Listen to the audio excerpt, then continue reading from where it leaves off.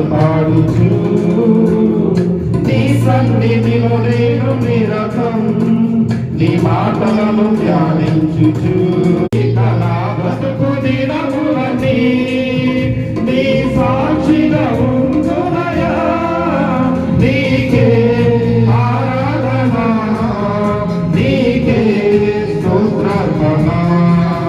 నీకే హృదయార్పణ నీకే నా యేసయ్యా